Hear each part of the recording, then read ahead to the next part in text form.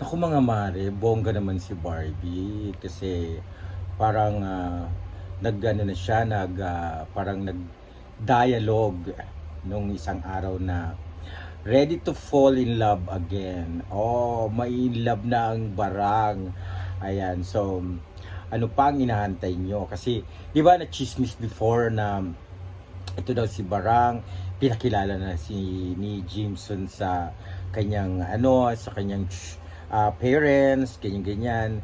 So, parang nagkaroon ng issue that time na nalilink si Jameson Blake sa kay Barang, kay Barbie, na halata naman na promotional strategy lang ang ginawa ng company Jimson, na alam naman natin, di ba?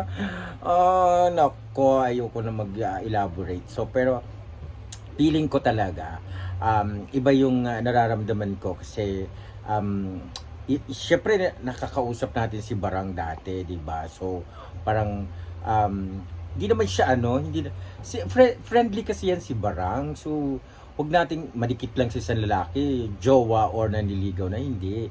Si Barang very ina-accommodate niya lahat ng mga tao sa paligid niya, 'di ba? Oh, so may time na si David ngayon naligawan si Barang. David ha. Oh, pag magpatumpik-tumpik ka pa diyan ha, anuhan kita diyan. Um, Papaluin kita sa puwet, 'di ba? Pag nagpatumpik-tumpik ka pa. So, kung wala ka namang wala ka namang jowa, wala ka namang girlfriend, wala ka namang pinagkakabalang iba diyan, si Barang munang pagkaabalahan mo para tuloy na ulit ang inyong naudlot na alam mo na pero syempre itong si David kasi may pagkatorpe. So parang nakikiramdam lang siya muna. Syempre iba kasi ang mga tao. Iba kasi ang mga edukadong tao. Educated kasi si David. So nakikiramdam muna yan. Hindi yan pa dalos-dalos, hindi yan pa tulad ng iba na ano ka agad kung ano yung may kung ano yung chance, basta may chance lang dapo agad ganon. Hindi ganon si David Licauco, si Maginoo. Kaya nga tinagurian siya Maginoo, di ba? So kasi nga Maginoo magalang, ibig sabihin ng Maginoo magalang, may pagrespeto lalo na kay Barang. So di ba? Believe talaga ako dito kay David. So hindi niya sinasamantala yung um, pagkakataon. Kumbaga naghihintay talaga siya ng tamang pagkakataon. Hindi niya sinasamantala ang pagkakataon na kasi 'di ba may mga lalaki na pag may alam nila yung babae may gusto sa kanila kahit ayaw nila, liligawan nila kasi ibig sabihin nun sinasamantala nila yung kahinaan ng babae. Pero si David talaga hindi niya sinasamantala si Barang. So Maginoo, plus one ka sa akin dyan, di ba? Kasi nirerespeto mo si Barang. So, gusto ko lang naman talaga sa mga ganong klaseng lalaki, marunong magrespeto sa babae. Yun yung tandaan mo ha, tandaan mo yan, David. So, feeling ko naman to si David, kahit hindi ko pa to na kakasama talaga sa isang out of town, ganyan, ng 24 hours, feeling ko talagang maano talaga siya, maayos siyang kausap, maayos, intelihente, may respeto sa babae, sa tao.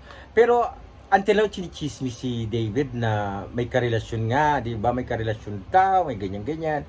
Pero until now wala pa rin makapagpatunay na meron nga, 'di ba? Puro chismis lang.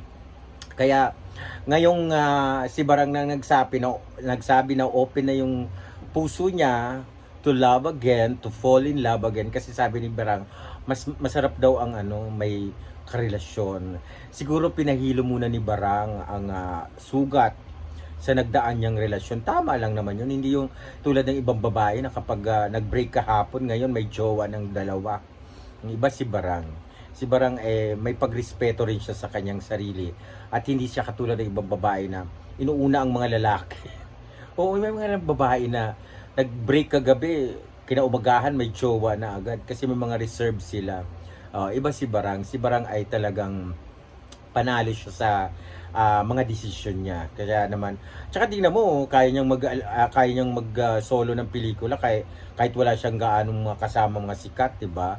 At umaariba pa rin. Oh, ganun si Barang. Kaya wag tiwala tayo kay Barbara, kay Barbie dahil may ano rin yan, intelihente rin siya. So, bagay na bagay talaga silang dalawa ni Maginoo. So, sana sila na magkatuluyan, ano, para at saka ano, napaka cool ng dating ng dalawa. Si Barbie kasi bungis-ngis, tapos si David tahimik. 'Di ba? Ang ano nun, ang ano nung pag mag-tandem sila, pag mag-ano sila, kung sila na yung kasal, sila na yung magkatuluyan.